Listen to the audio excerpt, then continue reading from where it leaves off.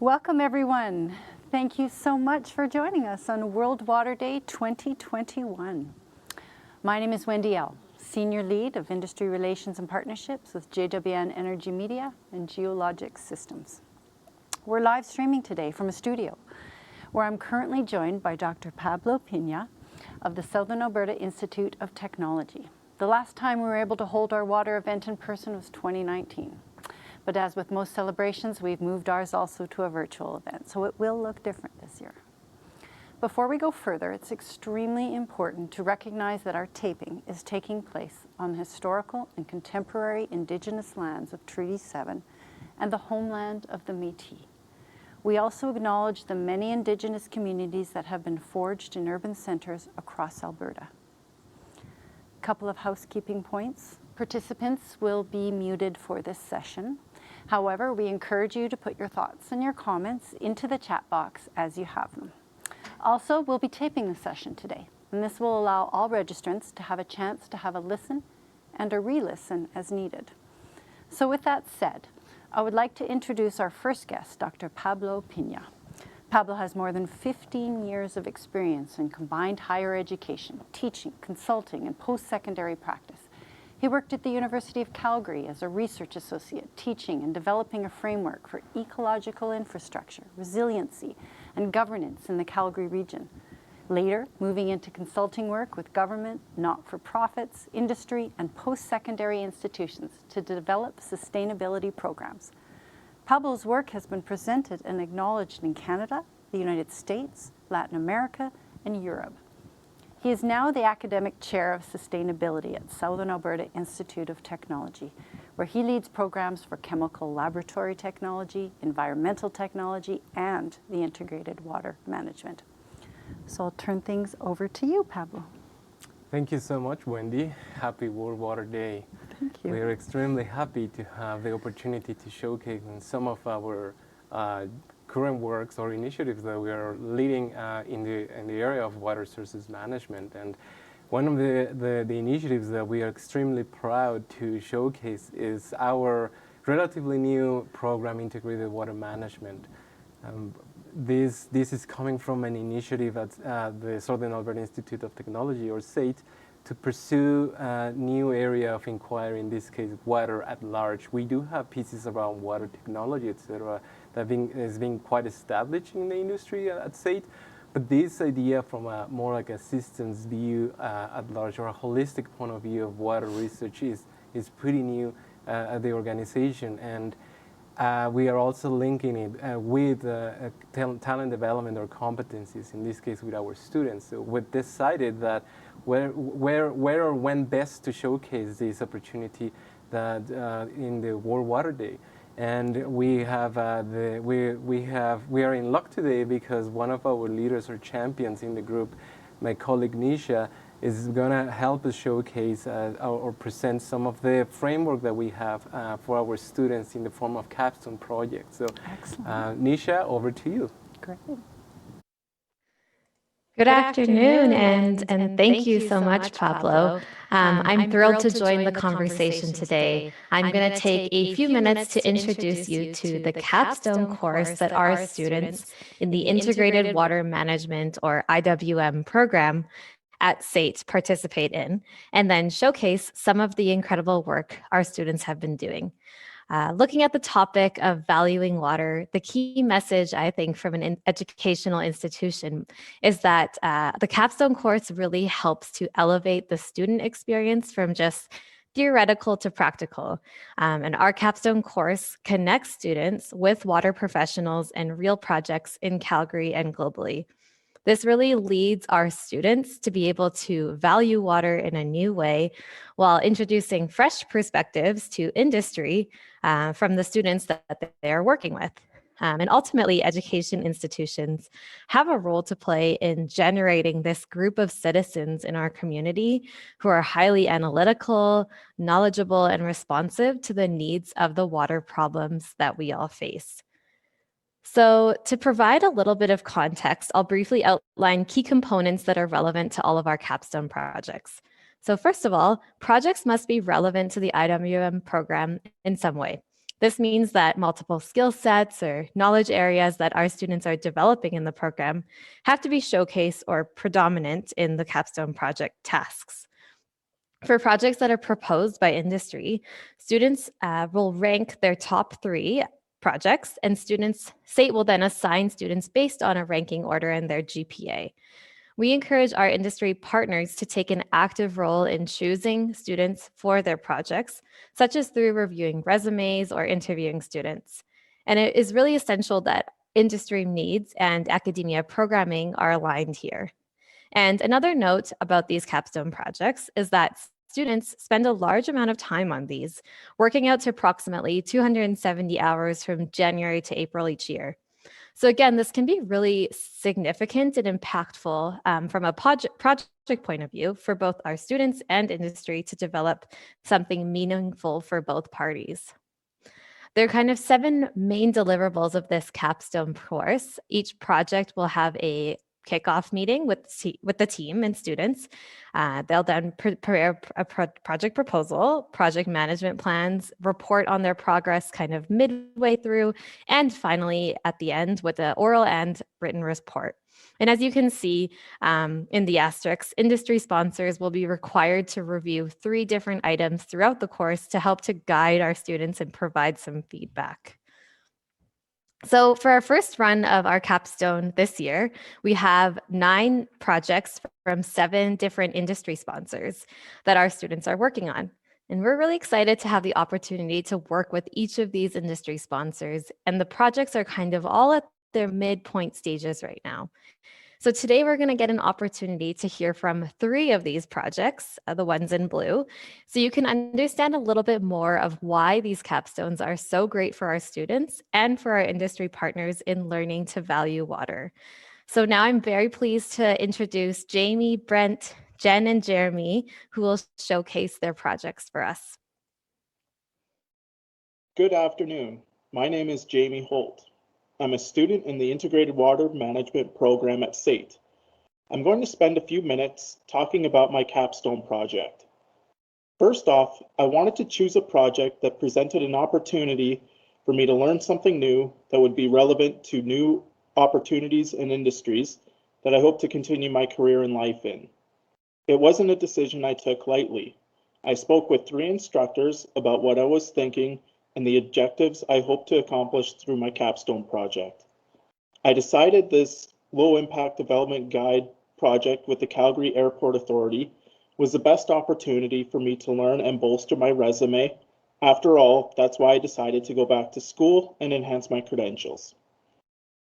I feel very fortunate to have chosen a project with such a dedicated project sponsor in Sarah Nelson. We communicate weekly, be it on Teams meetings or email. I like that she's as enthusiastic about the project as I am. I'm also lucky to have an instructor, Anisha Midha, that is always available to answer my questions and give me feedback. A little background on me. I have 5 years of previous project management experience. That said, none of my experience was as in-depth and detailed as we've gone in our 3 project management courses throughout this diploma experience, including this capstone project. The project proposal kicked off the project and included elements such as devising SMART goals, scoping the project, budgeting, and scheduling deliverable due dates in a Gantt chart. Then we entered the planning phase, which included the risk management plan, the quality management plan, and the stakeholder engagement plan. I am now working on my literature review, which is one of my final 3 deliverables, the final report and final presentation being the other 2. I am currently working on the literature review deliverable of the project. A couple things Sarah placed a big emphasis on is soil types and climates of other airports and cities similar to Calgary. I wanted to glean information from cities throughout Canada, North America, and Europe. After researching and consulting with Sarah, I honed my focus down to 10 cities, including Vancouver and Toronto in Canada, 3 US cities, and 5 European cities. The European cities are important because many places in Europe, especially in Scandinavia, are world leaders in green infrastructure, innovation, and water conservation. Another important element to me with my final deliverables is that all the information used will be cited from government, city, or airport-specific sources. Having integrity in the data of the report is important to me, which is why I'm only using these official sources. Once my literature review is done, then it will be on to the final two deliverables of the project, the report and the presentation. I will finish this capstone project and the Integrated Water Management Diploma program in April, and I'm excited about what future opportunities will be available come May. Since this is a virtual presentation, if you have any desire to reach out to me about my project or presentation, please connect with me on LinkedIn. Thank you for your time and have a great water day.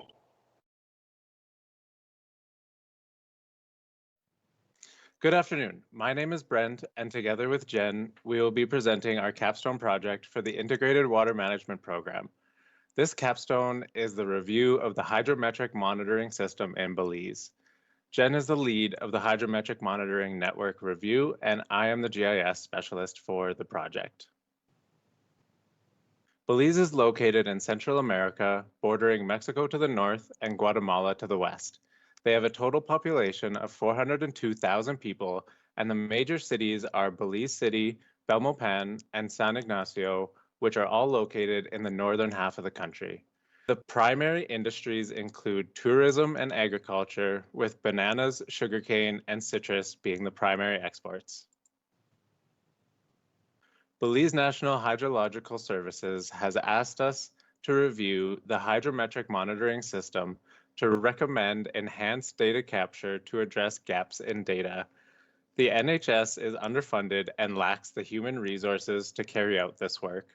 We are providing a valuable service to the NHS and the citizens of Belize to ensure that they can sustainably manage their water resources in the future. I'll now pass it over to Jen to cover the analytical process. Thank you, Brent. Belize is divided into 34 catchments, each with its own characteristics. The catchments differ in size, topography, population, land use, precipitation, and soil characteristics. Despite the small size of the country, there are considerable regional variations in these characteristics. The current monitoring network consists of 33 stations. Because the stations require manual readings, they are clustered near populous areas. This means that critical data in more remote catchments may be missed, and opportunities for enhanced water management may be lost. The goal of the Hydrometric Review Project is to create a risk-based catchment ranking and compare that to the existing network to recommend new stations to close data gaps. The higher the risk ranking for a catchment, the greater the need for monitoring. The analytical process is quite simple. It is risk-based. We used GIS to map out the characteristic of interest, in this case, precipitation. We superimpose the catchments onto it and calculate weighted averages for each catchment. The project will also incorporate climate change effects into the risk ranking. Belize is expecting an overall increase in mean annual temperature and a decrease in precipitation. This will cause changes to the water supply and demand relationships in each catchment and contribute to water stress and scarcity in the future. Now back to Brent, who will tell you how this project relates to the IWM program. Thank you, Jen. For program relevance, the Capstone project directly relates to the most fundamental integrated water management problem, freshwater supply and demand management. The IWM course teachings enable the students to analyze the science of the water cycle and the demands of society while satisfying the triple bottom line principle. This project aims to do just that by gathering and analyzing various water-related datasets and create models that enable the Belize NHS to use their water resources in a sustainable fashion. This project is a means to provide integrated water management services to a government organization and provide hands-on learning experience for students to learn and grow in a professional setting. Experience gained in this project applies primarily to GIS, data management and QA/QC, and water management analytics. Thank you for taking the time to watch our presentation. If you have any questions, feel free to reach us by email. Good afternoon. My name's Jeremy, and I'm going to be talking about my project for the Integrated Water Management Program. I'm currently working on a saltwater intrusion investigation for the country of Belize. Jen, Brent, and I are working with the Belize National Hydrological Service. With them, we're doing a survey of the water resources in Belize. Belize is a small coastal country of about 400,000 people. The Belize NHS has a limited workforce, which means that there's one director with 6 people under her doing work for the entire country. This means that they can't provide us as much data as we would like to see, and so we have to use mainly open source data that we find on the internet. Now, you might be asking, what are saltwater intrusions? Saltwater intrusions, or saline intrusions, occur along the coastline or inland, where salt water, either from deep underground or from the ocean, leaches into freshwater aquifers. At lower levels, this salinity may be unnoticed, but as the problem grows, the water in the aquifers may become unusable. This means that people may have to find alternative sources of potable water and may have to use alternative methods for irrigating crops or feeding livestock. I'm taking most of my data from a field data report that was published in 2014. From the field data report, I'm extracting location data as well as water quantity data if it's available and water quality data where available. There are 160 some odd points in the report, and 85 of those are groundwater. These groundwater readings are invaluable because they allow me to determine whether or not an aquifer at a certain point has been affected by saltwater intrusion. All of the data present in the report is from a location that's called the Savannah Groundwater Province. Belize has 35 watersheds, of which this report covers 15. This means that we have a significant portion of data that is missing, which brings me on to my second part of the project. After a brief groundwater analysis, I put the points into GIS. GIS is a fantastic tool that we've learned in our program. It allows us to take spatial data and correlate it or visualize it. I'm using GIS to determine whether there's any correlations between groundwater salinity and a number of other factors. These other factors are distance to the coast, elevation of the groundwater well, population of nearby areas, land use, and the underlying geology or geomorphology of the area.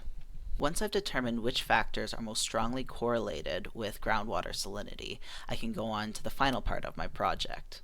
During this portion of the project, I will use correlations that I found to create a series of rules that tell me where groundwater salinity is going to be highest, hypothetically. This is all well known for the Savannah Groundwater Province, but I want to be able to expand this to portions outside of this area. Using this set of rules, I can create a hypothetical map of what Belize would look like if there were groundwater wells in other areas. This is important because in the future, Belize NHS may want to create a monitoring program that would potentially prevent groundwater salinity from affecting populations. And now we get to, how does this connect to our program? Well, there's a number of invaluable skills that I learned in the Integrated Water Management Program, and I would not have been able to do this project without them. We've had technical courses that teach us about open source data and how to gather it, as well as how to use GIS for mapping and calculations. Additionally, we've had hydrology courses that teach us about contaminants and interpretation of groundwater data. We've also had environmental classes which teach us about contaminant fate processes, how they potentially travel through groundwater or could affect receptors. Finally, through our program, we have a comprehensive understanding of factors that can contribute to water use and water pollution. The Integrated Water Management Program has given us a holistic understanding of how water is influenced by and influences the environment, the economy, and society. If you have any questions about my project or the program in general, feel free to contact me. Thank you for your time, and I hope you enjoyed my presentation. So I hope you all enjoyed learning about what our students are working on to value water today and in their future careers. Thank you to all of our students for their hard work on putting these videos together. If you are interested in being placed on our list of future project sponsors, please do reach out. And you don't need to have a project idea shaped yet. I can just put you down to contact this fall. Thanks again for your time. Happy World Water Day. And I would now like to pass it back to Wendy.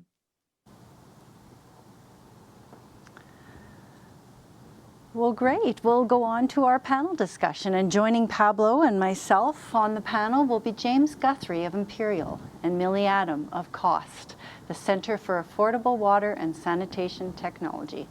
So let me tell you about these two individuals. So James has been working at Imperial for the last 10 years, where he is currently the water lead for policy and advocacy in the Corporate and Commercial Development Division. And he has held previous roles as Environment and Regulatory Lead, Senior Environment and Regulatory Advisor, and Operations Technical Water Resources Lead. During his professional career, he has worked in the environmental consulting, power generation, mining, and the oil and gas sectors.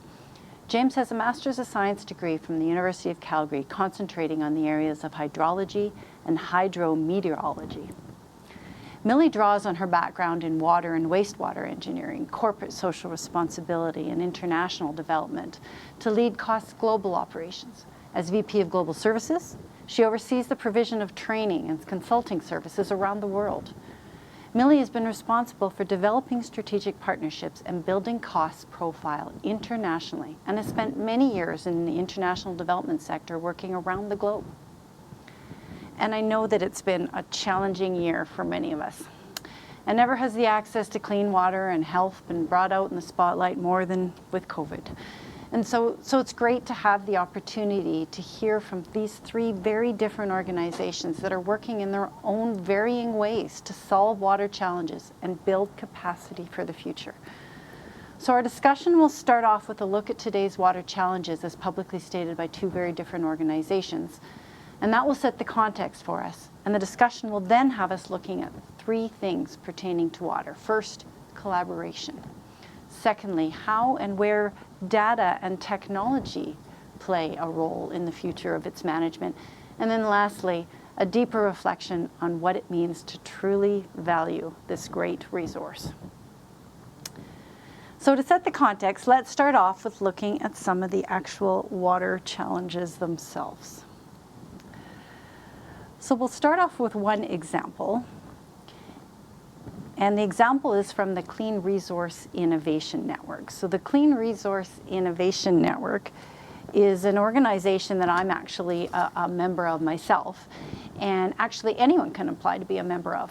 And it's, the organization is not only publicly identifying these water challenges that you're seeing on the screen here, but they're also working to develop the innovations ecosystem around these issues to accelerate the solutions, be it technological or otherwise, doing what they can to lift the barriers that often stall progress. Another example, you're seeing a graphic here sent to us by COST from the United Nations that speaks to the global viewpoint and how COVID itself has offered a whole new lens to those of us in the developing world about water's extremely important role in sanitation and how scarcity and funding can present real challenges, things we just might not have considered just over a year ago. So with that in mind, let's talk about collaboration. So many believe that collaboration is the key to sustainable growth, be it coordinating efforts across regions, municipalities, or organizations, pooling funding, or otherwise. Well, one example of such collaboration is a project called the Cooperative Stormwater Management Initiative, or CSMI for short. Now, this program brought together the City of Calgary, the Town of Strathmore, the County of Rocky View, and the Western Irrigation District. And it started with a large tract of land that had limited natural drainage courses to effectively transfer the stormwater. And ongoing development in the areas adjacent to the Western Irrigation District saw reoccurring challenges with the movement of runoff away from the developing properties. Now, by collaborating, they could accommodate equally the needs of all the interested parties and the environment. And so the solution, it was actually a built out of canal structure, and it combined existing and new infrastructure to divert the stormwater runoff away from the irrigation system, effectively treat it, and then eventually release it to the natural water course. And so this initiative not only adopts a fair approach to the management and the funding of the system based on their relative use, but it also preserves high-quality irrigation water and supports a vibrant agricultural economy. So there are countless other great examples of collaboration. But let's turn to the panel, and here's my question for you all. Water flows across political boundaries, bringing people and organizations together to manage one of these, our most valued resources. Can you share some instances where collaboration has served fruitful for managing water challenges, either one that you were part of or one that you heard about? And consider examples that showcase collaboration across regions, across organizations, or government and academia were pulled in to meet a notable challenge. So, Pablo, let's start with you. Thank you, Wendy. This is fascinating. This is obviously collaboration. I think collaboration is a great buzzword in a way, but when you really dive into it, it obviously brings you the challenges of setting up a common thread or common language or concepts and priorities. And I think after that, I guess I'm going to the point in a second, but after that you realize that it's worth it. And the way, I love examples, but I really want to talk about the one that really speaks to home from SAIT. And this is what it took to develop this program, the Integrated Water Management, from concept to fruition, and today to showcasing some of the Capstone projects through collaboration. And I guess I mentioned the hurdles because it's been an amazing experience, and I'm a stubborn person, and I'm a stubborn being, and for me to sit down and bring my passion down and really open my ears and learn and go back and forth with other parties, it's been a great growth experience personally. So what happened is we were very lucky to have a gift from Imperial to pursue a program or an initiative around talent development in water management. And we had a funding support, but we couldn't just do that in itself. We had to go through many different steps that are about checks and balances within SAIT to pursue this project, and that hence the collaboration piece. We had to collaborate within SAIT, me from the school level to different pieces at a SAIT level, again, from school to curriculum to executive, bring the pitch and having a cost-benefit analysis of that pitch, and then being pretty much destroyed in a good way, very feedback or productive, positive way. But it was challenging because, again, I had to bring my ideas or my pre-assumptions that I am passionate, I already bought through the idea, but I needed to have that input from other pieces. Like, do we really need the talent? Is there a case for a water professional nowadays? And then is there an interest to it? And then once you start saying, okay, yes, there is a case, we really need that, then you need to build an advisory group that will support you in the development and the design. What are the courses that you want to develop? What are the critical skills that you need? And then from there, okay, present it to the government and see if you can get it approved. And okay, once we get it approved, are you aiming for local talent? Are you aiming for regional talent or international? So it's been fascinating, but I think from the educational or talent development point of view, I think, again, challenging, amazingly rewarding, and I mean, here we are. Excellent, good example. And I mean, James, let's turn to you. Your organization can be credited for the support work you gave to this. Yeah, thanks, Wendy. Yeah, we were involved with SAIT. It was a great process to be involved in. For Imperial, we tend to focus on water reuse recycling, along with freshwater conservation through innovation. And within Imperial, we have our own in-house research, but we still collaborate with academic institutions like SAIT, our industry peers, whether it was the Integrated Water Management Diploma that Pablo talked about or the students talked about earlier today, or whether it's the once through steam generation laboratory that we're participating in through COSIA, which is the Canadian Oil Sands Innovation Alliance. These initiatives, it really gives us an opportunity to leverage external expertise outside of our own organization. And it helps us actually accelerate or increase certain aspects of environmental innovation. For COSIA example, in the water environmental priority area, we have a bunch of companies who are working together to move forward on sustainable water solutions for oil sands mining and for in situ operations in Alberta. and elsewhere, the technologies can be transported out of province as well. Bringing those companies together, I think since COSIA was formed, there's over 250 technologies that have been shared across the organization, across the companies. It's over $400 million, which is something that would be a lot of work for just one company to manage and to push forward on their own.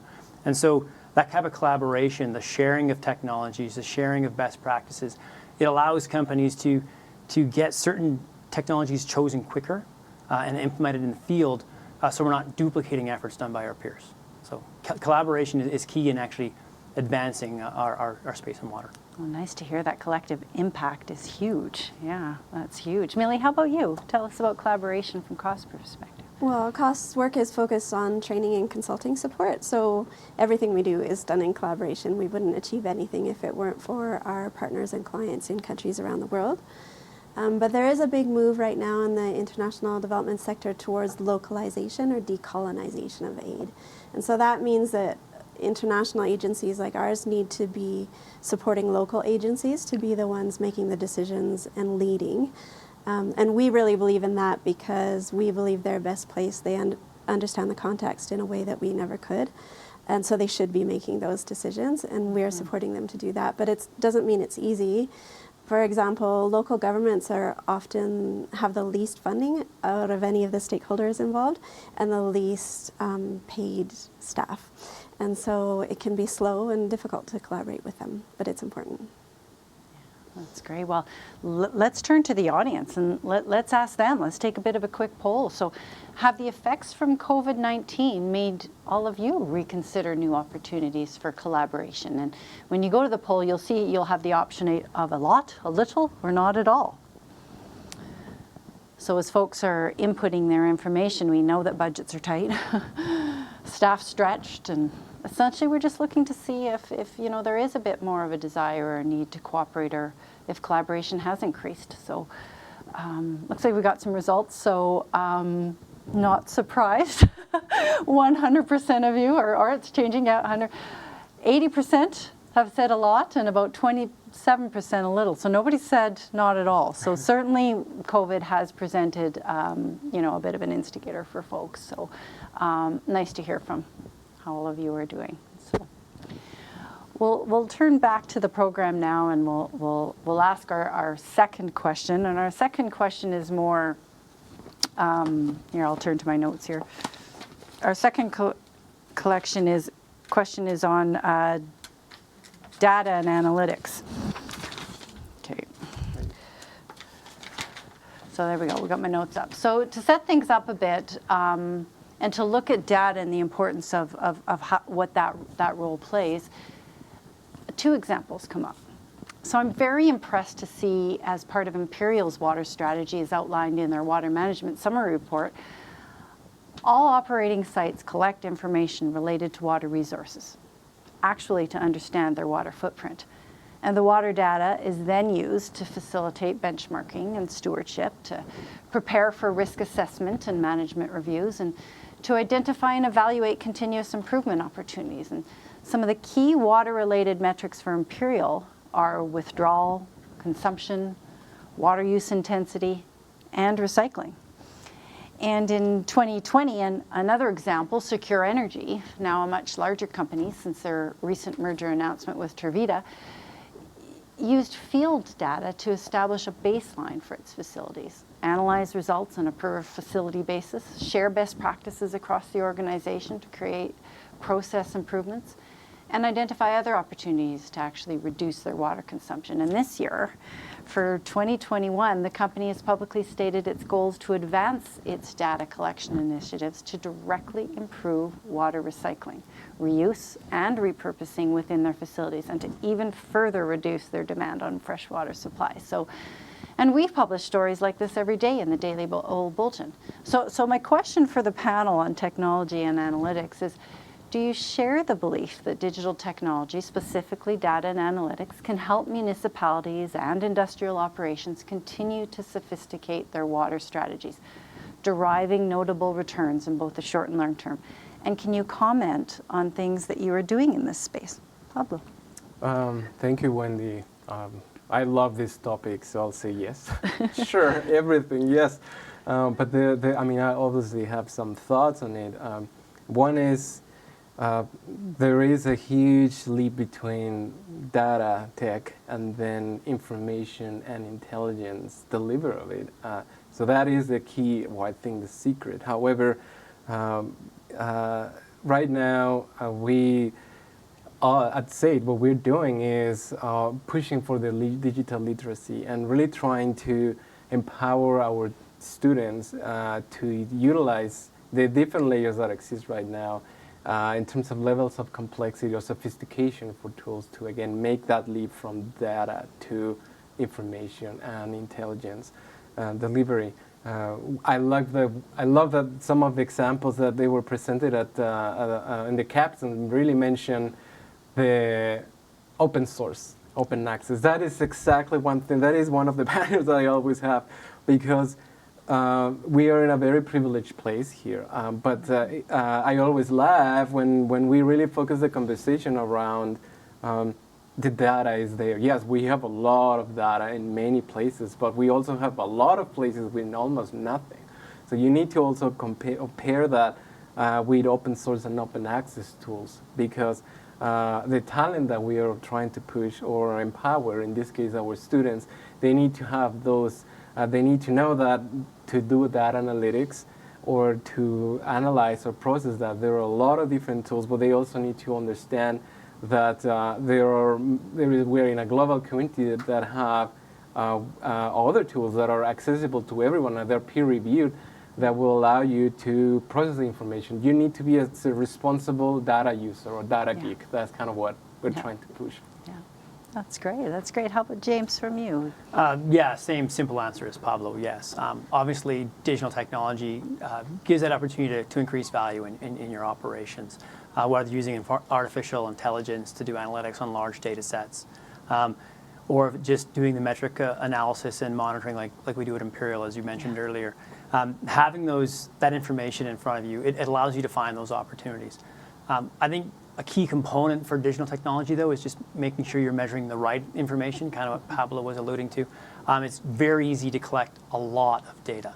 There's equipment out there, there's sensors, and you can get data every minute, every 5 minutes, and sometimes it can be overwhelming. So it's not only the importance of getting that information, that data, but also analyzing that data.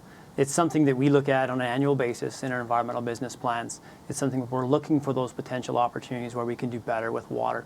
And you have to remember, some of those options, it's not always the same across your asset, across your operations. Not all of those opportunities, they exist everywhere.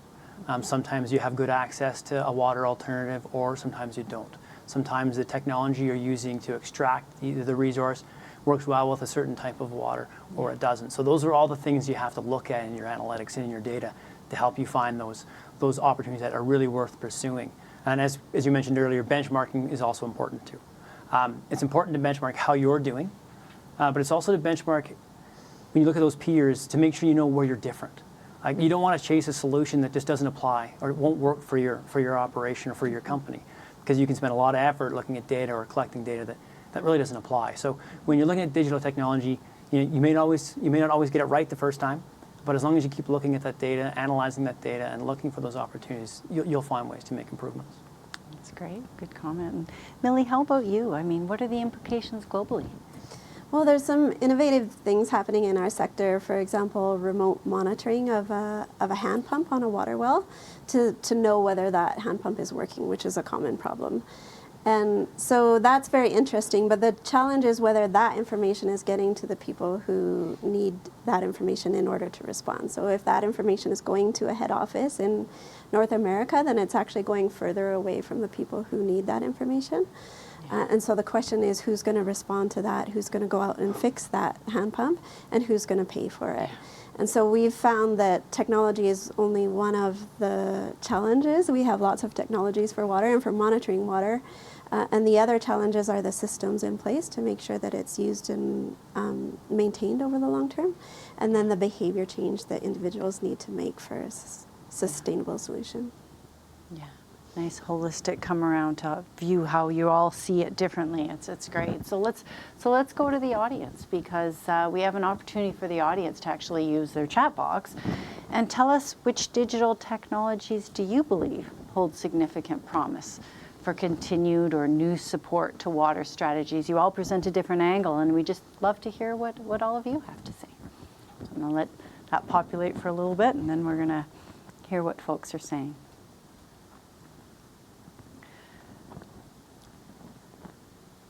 You know, it's interesting too that a lot of the work that we've done is you know, the data that's collected from a large corporation and a small corporation. It's, you know, they have different kind of sets of sophistication, right? And as they work with their suppliers, we're finding that there's lots of, you know, different approaches that they use. So, you know, one comment here is that insights are extremely important. So when you talked about, you know, pulling in the information, you know, which information do we use? We have so much data. Like where's the insights, right? And so sometimes you need outsiders to help you. That's where you need some consultants on the outside sometimes help you divulge through all of it to identify kind of what's key. So certainly it sounds like insights are important, and you know, not a lot of other comments coming from the group, but I think maybe that's because you've all sort of said it. But well, I think, Wendy, one point I'll add too, we talked about data collection. We always remember we tend to collect data for a unique purpose. And I think Pablo alluded to it in his response earlier, was that data transparency though, because sometimes something we collect, if you make that data transparent, it actually can help others actually do other work that can be beneficial to them or even to yourself. So it's that data transparency, and why you're collecting it is also those and things. even now in the ESG reality, where there's the regulator wanting more information sooner, faster, and the government sort of, and communities in the area, having that available to multiple players at a 24/7 capacity is kind of where we're going, isn't it? One thing that I think is revolutionary and it's getting a lot of traction is the hackathon, or that the city has every year, and really brings, I mean, it is coming from, again, going back to my speech of open access, open source. It's the bringing, okay, this is the information that we have, bring the community and do whatever you want. Come up with an innovation that we don't know whether it will solve anything. But again, you're allowing the users or the citizens to play with it and perhaps solve an issue or come up with a product. But again, is educating or developing this literacy piece. I think education has a very good, I guess, an advantage, because our scope is really to ignite the talent. Obviously, in this case, could be water, but then whatever the students want to do around that, I mean, it's the sky's the limit, I think. Yeah, you never know where that ingenuity is going to come from, do you? And a lot of the research work that we've done at JWN, we've seen a lot of ingenuity come from the supplier side. So an operator themselves passes the information and uses some of the ingenuity from some on the supplier side. So a lot of folks are saying synergy between data sets, so you know that when data's out there, you know, sometimes it sits in various silos and they don't often work together, so that's another one, and I've actually heard a lot about that. And just as you say, and there's a comment here, be educated about how it works and how to use it. So you talk about that energy literacy. If we understand how to use the data sets and how to go into them, plug into them, and actually draw the insights out of them, that's where kind of the magic happens. So, so that's great. Thank you to everyone from the audience that actually put in comments. I really, really appreciated that. So, in closing, we've titled today's discussion Valuing Water. So we'd be remiss if we didn't address this factor head on. So another key question for the panelists is, please share with us any final perspectives on how you each personally view the value of water. Consider your own personal life as citizens, your business life, how you connect with friends and organizations in the municipalities that you're part of. So what are your perspectives on how you view the value of water? Pablo? When I was reading one day, when I was in my undergrad, The Web of Life, the book, it was a book that introduced me to complex systems, and I just like that topic. It really changed my life, but I guess at that time I was trying to decide where to specialize my career, and I realized that I wanted to do something about systems, and I didn't really know what about systems. I mean, I thought maybe energy is the best, and so I knocked on. I mean, I pursued grad school, and the scientific director of a big watershed lab said, well, yes, we do have an energy subgroup within this, but I lead the water group. And this is what I think about complex systems and water. So I guess I was lucky that day because I knocked on the door of the director, and the director was about water and not energy. So Perfect. As soon as he finished, I was sold. I knew that I wanted to, because I mean, growing up, I grew up in Mexico. It is very hard to separate environment or nature with society and history and sustainable management. Yeah. And as soon as I knew that I wanted to have an approach of system-based, and I could use water as a way to reconcile my curiosity at that time, I was sold. And since then, I've been able to go through many different landscapes and really meeting a lot of different environments from that point of view, of that common thread of what about the water piece? What about the water and the access to potable water systems to the people? What about the environmental effects? What about climate change, etc.? And what about education? So that's been super interesting for me. And these years, the valuing water, it really goes back home because it really brings these different ideas that I guess make sense to me of why, I value water from the point of view of professional. I value water as a strategic threat to conversation, as a spiritual point of view, as a technological, from the geek point of view as well. So I think, again, for me, it's been haunting me for a long time, this topic, and again, this year's theme. It's great. It really nails exactly what I like about water. Nice. That's great. James, how about you? What are the thoughts personally? Yeah, so I guess when I think of the value of water, I think it's sometimes harder to see it when the water's always there, right? Like you turn on your tap, you water your lawn. Mm-hmm. Like growing up in Calgary, I used to ski a lot in the Rockies. I still do. I was out last weekend. The snow is still great. I used to read the river when I was canoeing. And these are my as a kid, those were my first exposures to the value of water. And those things have actually helped guide where I went through with my schooling in university. I think it comes down to balance. And when you look at water management and you look at the value of water, I think a balance is a key component. When we see things get out of balance, we find ourselves kind of going on that positional approach, kind of working against each other. When really what we should be doing is working with each other to move forward. And the whole concept of value, it depends. I think the UN talked about it today, is when you're looking at the value of water, you have to be aware of other people's perspectives. Because the perspective you use when you're looking at that value, it's different. Obviously coming from Canada, we have one view of the value of water, whether you're looking at the availability of the water, whether you're using it for energy, or whether you're using it for agriculture, or whether you're using it for a healthy an environment and the aquatic ecosystem. So that perspective piece is really important. For me, I really like to understand those local, kind of regional, and even like that global perspective. When you really sit down and listen to other people's value of water and how they look at those local resources, it really helps myself anyways, understand those risks better and kind of look for those opportunities and solutions where you can move forward together. That makes perfect sense. Millie, how about you? Well, I think it's easy to take water for granted living here and having high quality services, but I think about what it's like for people in other countries to do basic things like washing their hands, which we're being asked to do all the time because of COVID, when you don't have a source of water coming out of a tap and a pipe to carry the dirty water away. So people having to build a hand washing station next to their outhouse, and hauling the water that they're going to use to wash their hands, and even buying soap can be a significant cost for many of those families. So I really appreciate the quality of the services that we have here, and how easy it is, and what that means for me and my family, and we can spend our time on other things. Well, nice. What a great discussion, everyone. Thank you to the panel guests, Pablo, James, Millie. Thank you very much. Thank you to Nisha, who zoomed in to introduce the students' work. And to our participants, thank you for your attention and your comments. And thank you also for the roles that you each play, each and every day in your own management of this fine resource. So I'll close today with a video message from a cost-supported group in Nepal.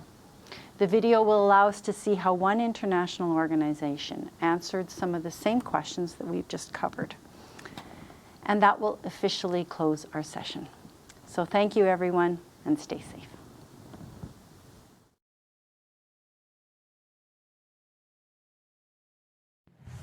Namaste. I'm Sabuna Gamal. I'm from Environment and Public Health Organization, ENFO. I value the water because it is very important for livelihood, well-being, and maintaining health and hygiene for me and my family. Namaste from Nepal. I am Srijana Karki, working in Environment and Public Health Organization, ENFO. Safe water is life to me and my family. It's everything to community.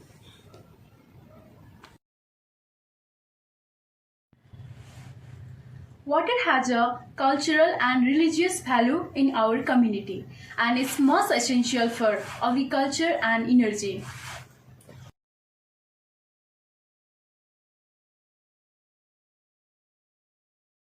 Without water, I can't imagine the world. Due to patriarchal society in Nepal, women are more responsible to collect the water. So I want to minimize the burden of work, as women are more responsible to collect the water for their daily life. Today, water has been polluted because of the haphazard urbanization, and I want to advocate for the water conservation and management.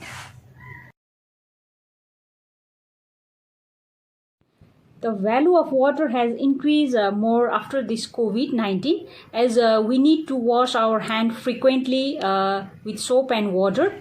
People should have access to sufficient and affordable water for hand washing with soap and water, which is most essential for preventing COVID-19 pandemic. I value water because it has connection with earth, nature and women. Happy World Water Day 2021. Thank you. It's time to take water advocacy seriously. Happy World Water Day 2021.